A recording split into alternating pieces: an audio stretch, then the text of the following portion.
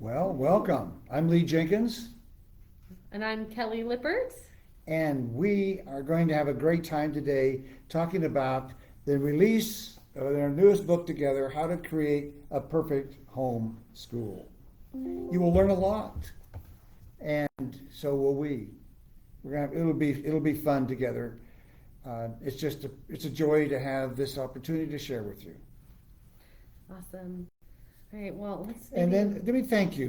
Before we start, let me say to people to say thank you for all their help. First of all, there's Kelly and Cameron's three children. They're on the cover of the book. They have, for a year and a half, just been putting up with all the things we tried new, and they've been great. And they have told us when we can do better, and they've told us when it went well. They've been wonderful. There's Darren Barakat that did the editing. We've got two Christies. Christy Courtwright, who did all of the graphics. She's right there. And she's right here, and she's right here helping us to make sure that the computer all goes well and everything. And then we got Christy Day, who's in Idaho, who's put the text and the graphics all together into a book, worked on the cover design with us. And then we've got other people there that helped us, Maggie McLaughlin, getting the book on Amazon, getting it on ebook, and then also on Ingram for wholesale.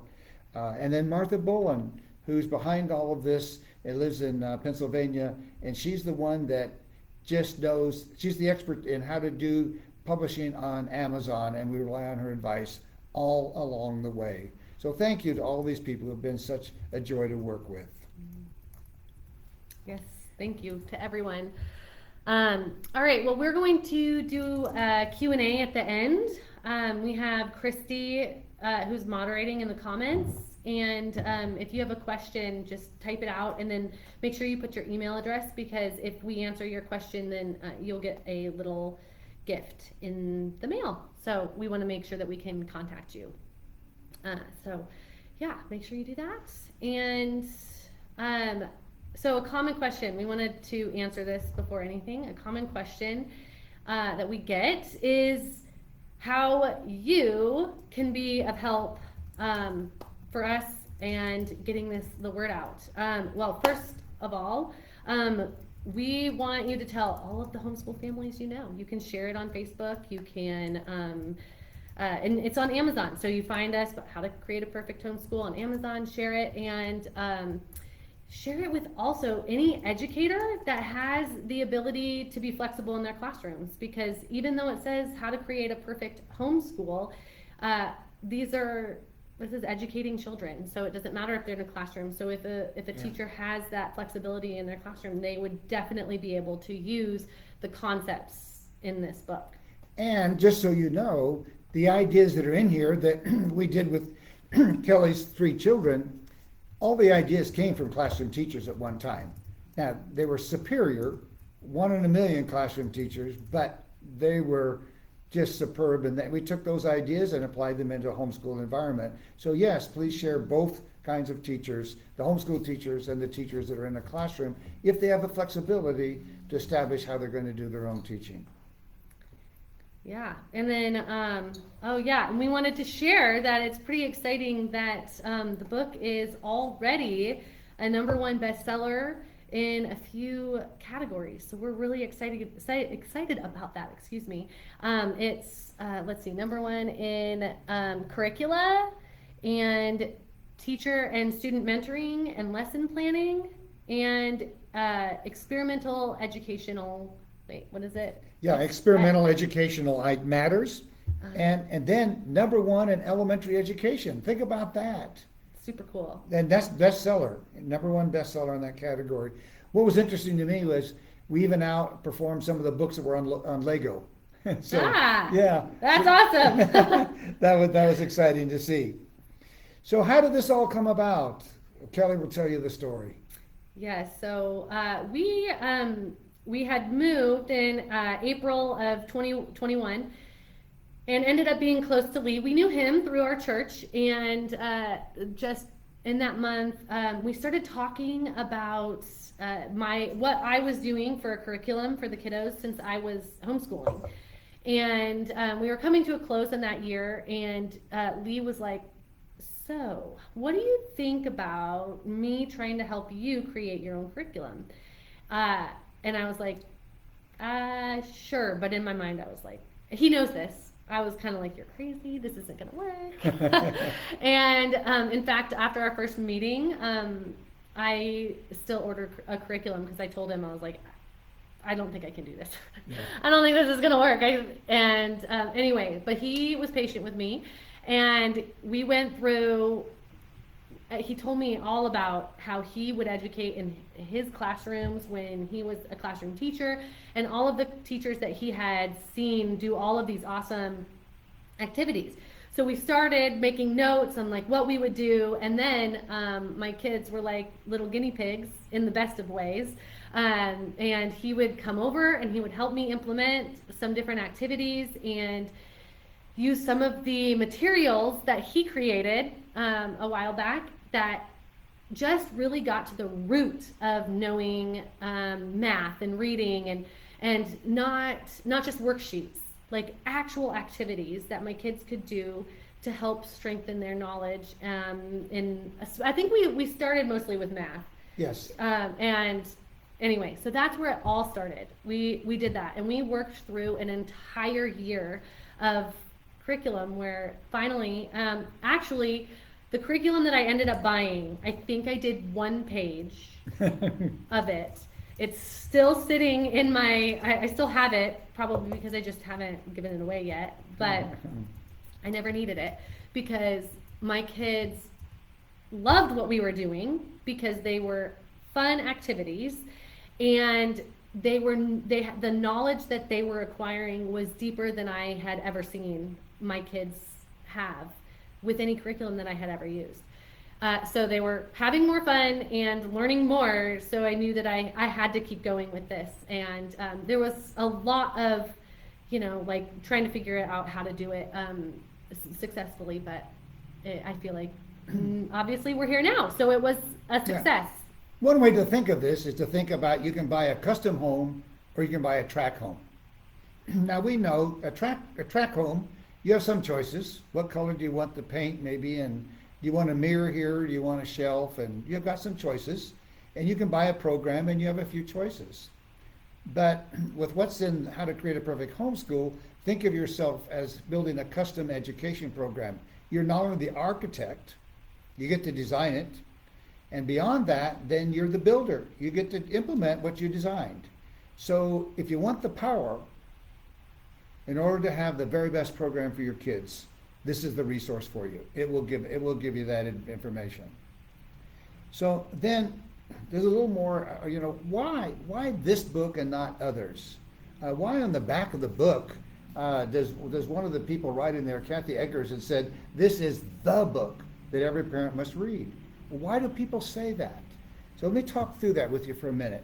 First of all, the word perfect is a crazy word to put in the title. Everybody knows they're not perfect and their homeschool's not going to be perfect, and every classroom teacher knows it won't be perfect. So why that title? The reason is, if you know what perfect is, you can get closer.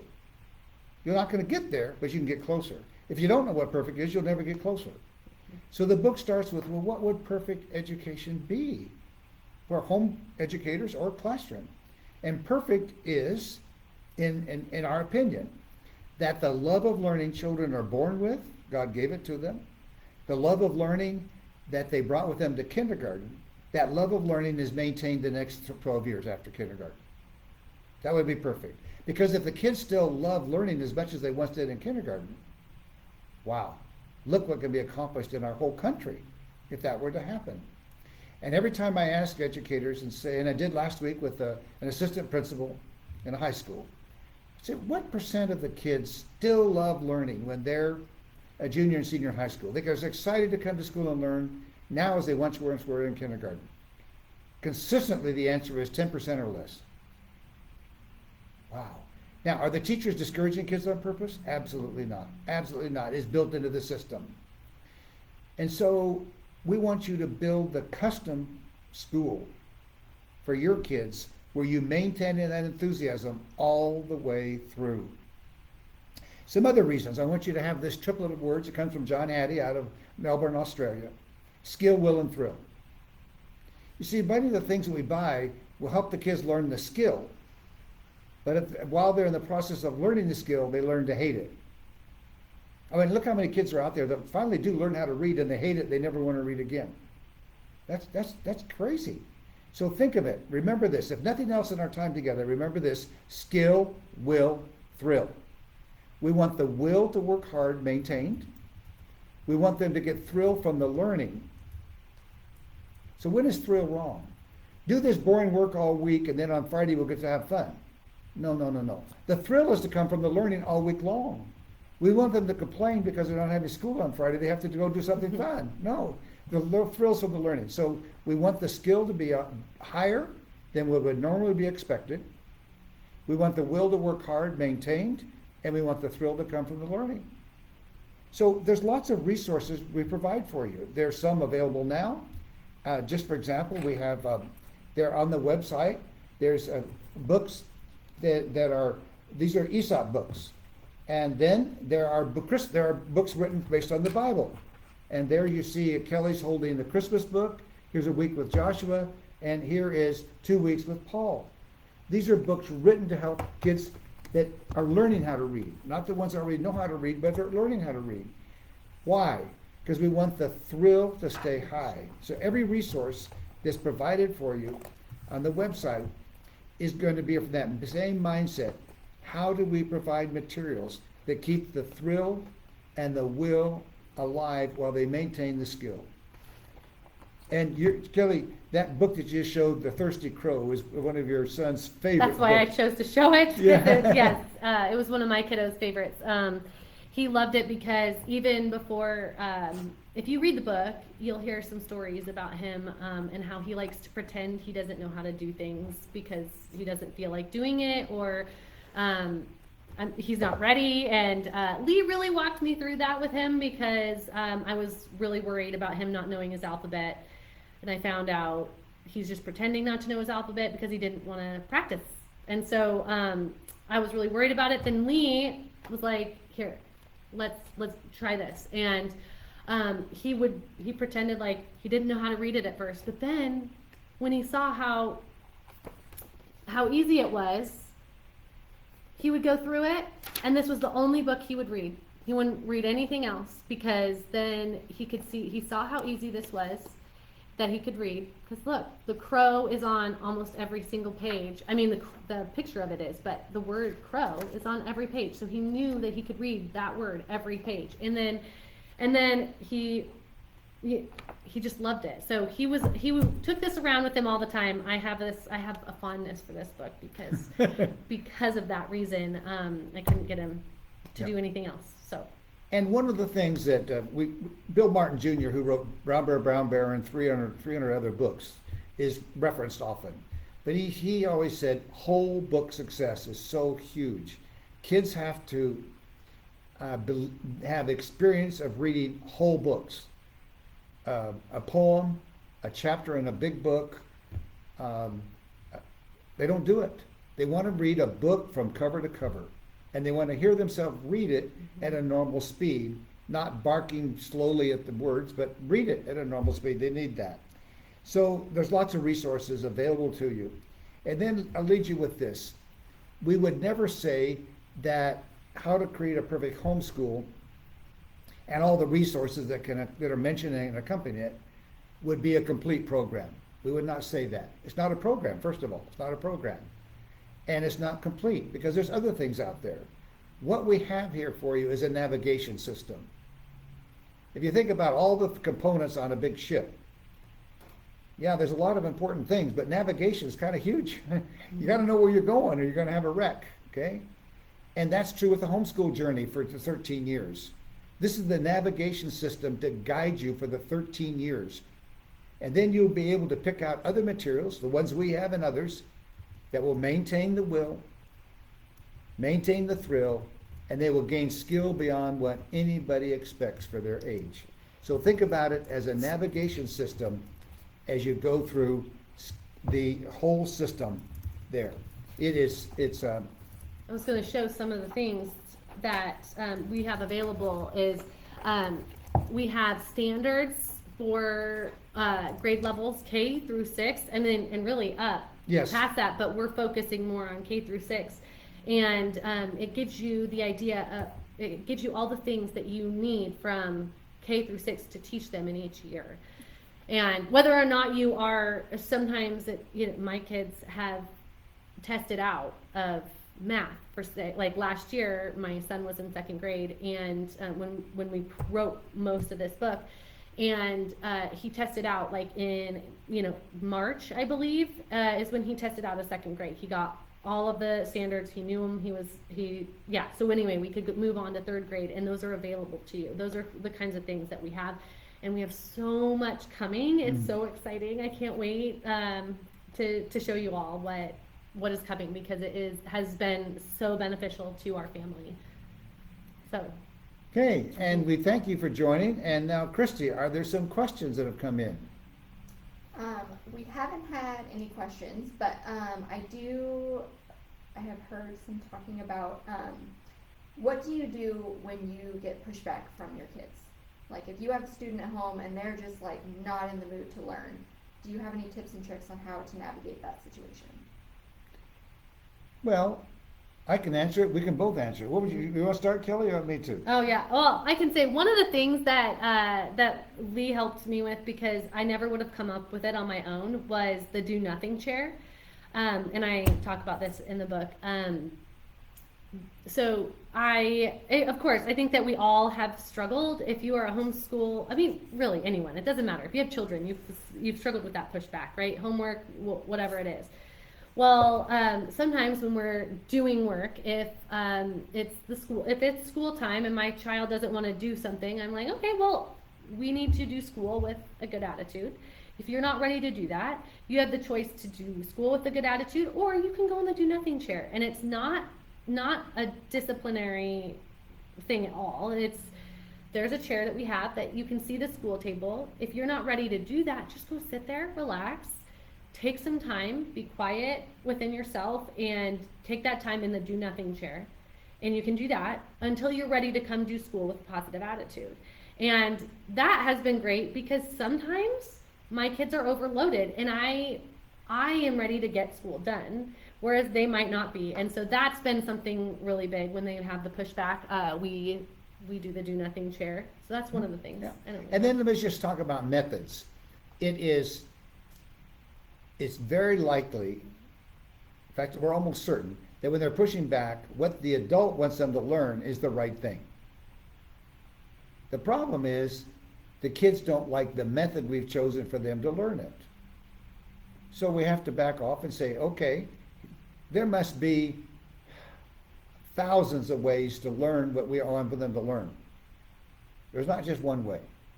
And you can have 3 kids in the family and they all learn the same thing, they all learn it a different way. We know that. That's fine. So back off and say, I'm going to think about this, and you can help me. We're going to think about a way that you can learn this in a way that you enjoy, because in the back of our minds is we're not going to destroy the will to work hard and the thrill from the learning for them to learn anything.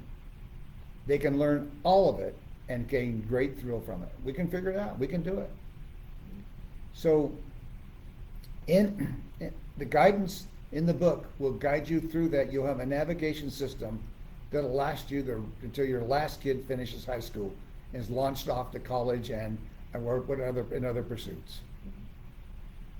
Yeah, and if you have any questions, you can email us, which I believe we put it in the book, right? Yeah. Our email addresses are in the book. You are welcome to email us.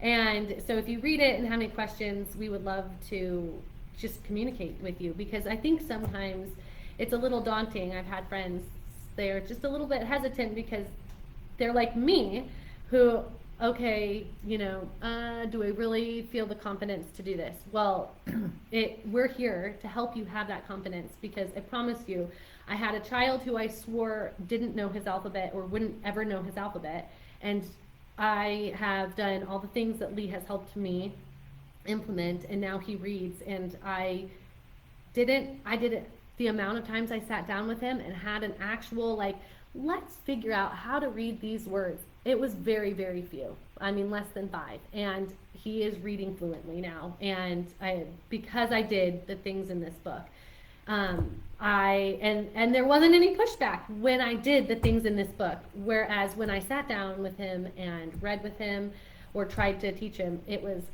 hard. And Yes. I wanted to give up. And I told Lee, this is not working, but then it did. So Okay. we are here to help you and remind you that, I'm still in the middle of it, but I have been on the side of not doing it, being skeptical, and then going through it and knowing, wow, it works. And I would love to walk through, so would Lee, anyone who has questions. So whether you're a homeschool teacher or whether you're a classroom teacher, what motivates you? It's the smile and the joy and the learning from the kids. So when you hear Kelly talk, it's not because of the idea that she loved. She's skeptical when I shared it. But when the kids loved it, that's the voice of a mom. Okay, my kids love it. I'm on target. We're going to do this.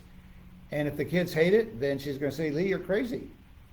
But we didn't have to because they loved it. And if what didn't work the first time, we'd adjust it and we'd come around and we won. Now the kids loved it; they won too. But and then one of the funniest things, the first book I wrote with the word "perfect" is How to Create a Perfect School, and it's written for classroom teachers. There is in the book a chapter entitled "If You Behave After Lunch, I'll Let You Have Another Quiz." And Kelly had read the book before we started working together, and because I wanted her to read the book before I started working to make sure, okay, are you on board? Are we going to do this? Well, she read that chapter, and these are kids begging for another quiz. I was in the 5th grade class in New Mexico when I heard it, and the teacher said, "Well, if you behave after lunch, you can have another quiz." Well, that was a smart mouth way she had of saying yes, because she had good rapport. They're going to behave after lunch. She knew that. So she said, yes, you can have another quiz. When have you ever heard kids begging for another quiz? So Kelly read that. She knew what it said. She believed it would never happen with her kids. Well, guess what? Guess what their favorite thing about school is? The quizzes. Yep. That's described in there for you. How could a quiz be the favorite thing? It's in there. It's my favorite thing too, because it's the thing that guides me and it's where how I know that we're on track. So. And it's different than you've ever seen. And it's not that the quiz things that other people did are wrong. It's the psychology and the data that goes with the quiz that makes kids hate it. And when you make the data and the psychology different, the kids want the quiz because they want to prove how smart they are now compared to how smart they used to be. Yep. They want to do better than they've ever done before. Yep. And then the other graph is a family graph. And what is that? That's how you take the contributions of all 3 kids and put them together and have a family graph. And if you're confused about this, it's all in the book. Okay. So. It's there. How to Create a Perfect Homeschool. You will love it. It's on sale this week. A 40% discount. You'll have a great time. Yes. We have a question that I think Kelly should answer. Uh. How do you handle different kids at different grade levels at the same time? Oh, how do I handle different? Okay, yes. Well, I have, so currently my kids are 4, 6.5, and 9. And what I have found, like, the most successful right now, which I feel like it changes. I mean, it could be like last month, it was different, but my 3rd grader, or my 9-year-old, he can do a lot of things independently. So what I typically do is I start with him, because my 6.5 and 4-year-old, they can typically play by themselves for a little bit, and then I'll get my oldest on whatever activity he's going to be doing, a writing activity or whatnot, and he can kind of do it by himself. And then what I do is I work with my 6.5-year-old. And with him, a lot of times lately, he has felt really good about helping his sister.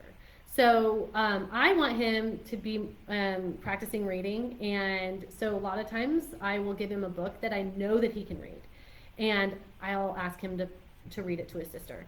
And we also do a game with her, and it's base 10 blocks and just naming all the base 10 blocks, and so I'll have him do that. And I also try to get them on their own activity so that I can be one-on-one with them. Sometimes we do things like all together, but a lot of times I do things like that. And I really employ the teaching. It doesn't work as much with my 9-year-old teaching my 6-year-old, I feel like, as it does them teaching both of them separately teaching my 4-year-old. So I don't know. I hope that helps. Yeah, it's there are differences, obviously by grade level, and yet they all use the same materials.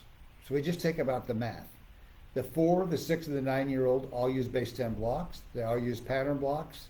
They all use the math balance. The fraction slices, they all use that. Maybe not the 4-year-old with the fraction slices, but the 6 and the 9-year-old. So they all use the same material, but they just have them at a different expertise level as they move through it. But they know it's the same materials. They all edit. We all know that one of the most important things to do for kids reading successful in reading is to read a lot to them. We know that. What's less well known is the second thing is to take dictation from them. And all 3 will dictate to Kelly, and she'll write it down for them. Now for the 9-year-old, he can write on his own. But sometimes their hands get tired, and they will write the end when the story's not over at all. But their hand's tired, so they write the end. And so at that time, Kelly picks up the pencil and says, okay, tell me the rest of your story. Let's keep going. And she continues writing it. If the story keeps on, she can say, is your hand tired? Is your hand relaxed now? They might say, yes, okay, you can start writing again. So they all dictate. And they're not going to get over that dictation. Even when they're older and they get tired, sit at the computer and, okay, you got a story to go with this, tell me, and I'll type it up for you. So dictation is huge for all of them. So there's many things that are common no matter what their age is. The wordless book that was mentioned, it's what will Bear, a Rabbit, and Chipmunk do next. And that wordless book will be out either late this month or the 1st of January. It is complete. The art's all complete. The editing will be done today. The final editing will be put together. And then it takes a while to get it on Amazon because you get a proof copy to look at before they finally put it live. Be a couple weeks. But we have the art. The book's been printed on paper, as a practice. So the 4-year-old has dictated to Kelly all the words for that wordless book. The series title is Wordless Books for Young Authors. The 6-year-old, did he dictate that to you? Did he write? How did that work, Kelly? Yeah, he mostly dictated to me just because. Yeah. There's still enough words. It's a lot of writing to write through that, to dictate the words to a 20-page book. And the 9-year-old wrote it all himself. Yeah. So yeah, there's things, and I noticed that if we're doing, let's say we're working with pattern blocks, I noticed they all want to do it because, and just like he was saying, it's different levels. So my 4-year-old, she a lot of times is just playing with them, and I like it because I feel like it makes all of the tools that we're using it feels more natural to use them. Like when she sees them, she has this really good feeling around them because she's been playing with them at the table. They're fun to play with, and so it's an easy transition to go from that into math with them because we also I don't know when it's coming out, but we have a book with pattern blocks. This month. This month, we're going to be coming out with the book, and so you use pattern blocks, and it's incredible the things that you can do with pattern blocks. And so even she's done some of the kindergarten pages, and then my other son, he'll be creating, my 6.5-year-old, he'll be doing an actual page with the pattern blocks, and then my 9-year-old will be doing a more challenging page with the pattern blocks. So all of them are working together, but it all depends.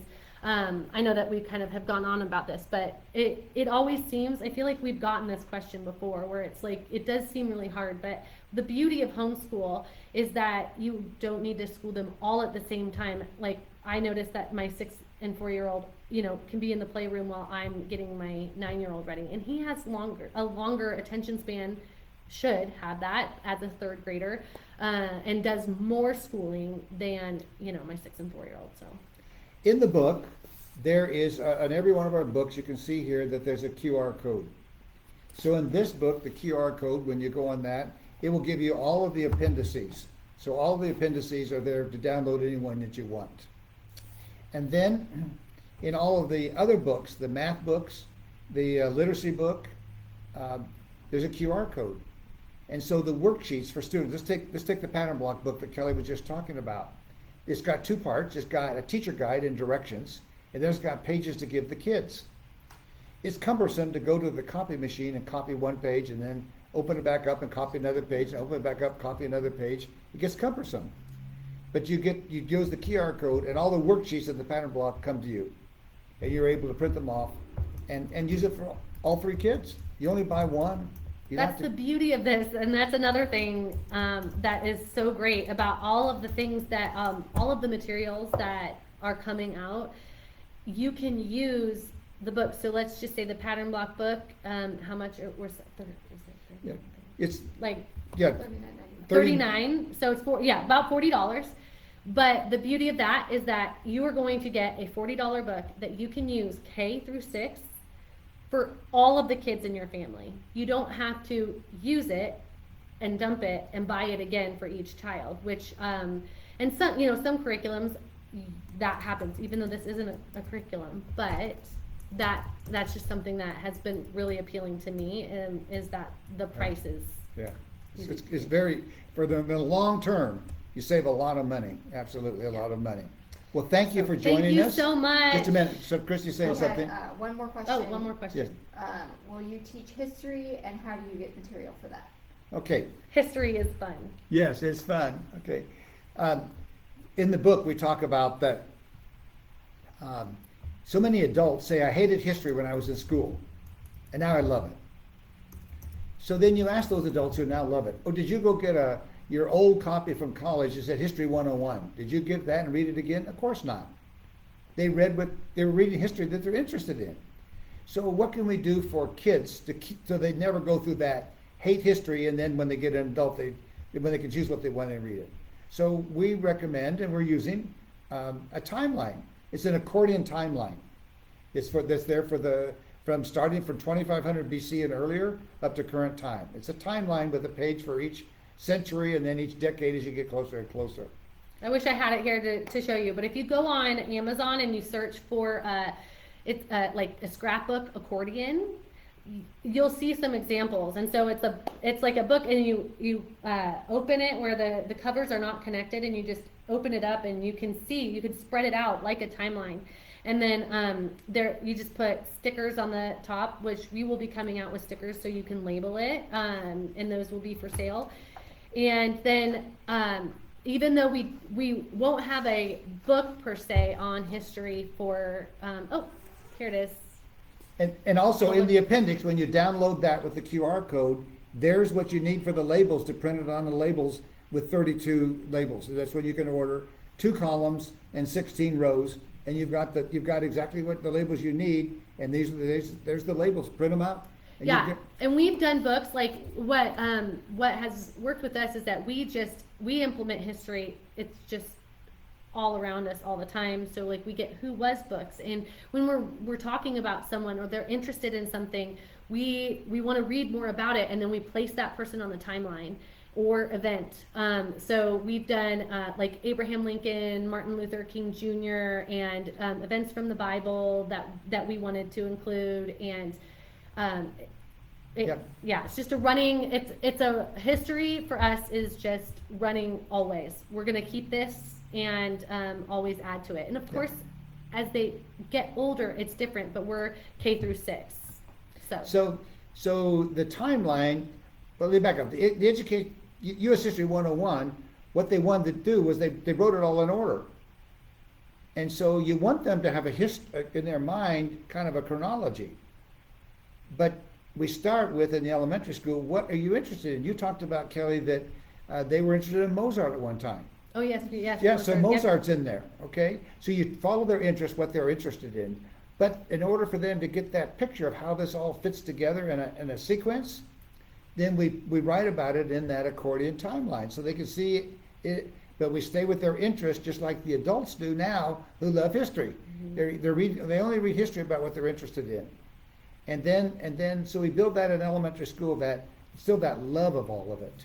And we do the geography that way, the civics, it's all based on their interest. Okay. All right. Any more questions, Christy? Just one final one. Any advice for new people to homeschooling? Okay, my advice is it does not look like school. You do not need to make your school look like a public school. That is the one thing. It took me a long time. I knew it in my head, but to actually see it through, I feel like our whole life is school. We know where our kids are at, and so you know what you're teaching at that time. Well, the other thing is if you had started school like in a classroom setting and taken your student out, like let there be time to breathe. Like, you don't need to go right into schooling. You can take a minute and let the kiddos just figure out a new schedule, because for me, part of my schooling with my kiddos is that they can wake up when they need to wake up. I want them to sleep in. I want them to be able to have a full night's rest. Then we make breakfast together. We have a slow morning. They can play, get some wiggles out, and then we can start schooling whenever it works in our schedule. And sometimes we don't school that day, but I know that as a classroom, I was a classroom teacher, and I know how much time was spent on, let's just say, like classroom management and like getting in a line, going to different places. And I know that when I write with my kiddos, the amount of writing, quality writing, that gets done in a 30-minute period with my 1 or 2 kiddos that are writing at that time is just way more than would have happened in a classroom in 30 minutes with any kiddos. So just be kind to yourself. Know that you are doing a great job. Even if it feels like you're not getting 6 hours of school in a day, you actually are if you are just with your child. Because you are taking the time, you are talking with them about everything. The amount of things that my kids have learned, just because we have the time, and that I write about this in the book, is that part of homeschooling for us is slowing down. Because I have the time to bake, because I'm not picking them up from school and running to another activity and then doing homework and then hurry, and only have the weekends to bake with them. I can bake at any time. We can slow down any time because we don't have to run to a million places. And so I think that's the first thing. Be kind to yourself. You don't need to run this race and get in a whole bunch of different activities. Letting your kids play, because toys are the tools of childhood, and all of these tools that we recommend getting are so educational, and they will be getting a whole bunch from what it might seem like a little, but they'll get a lot. So that would be my biggest. And get this book too, because we will talk about it. And I'm not just saying that because we wrote it, but it truly, if I had this book in the very beginning, I would have just felt so relieved to know that I didn't have to shove a whole bunch of information down my kids' throats. I could be more relaxed.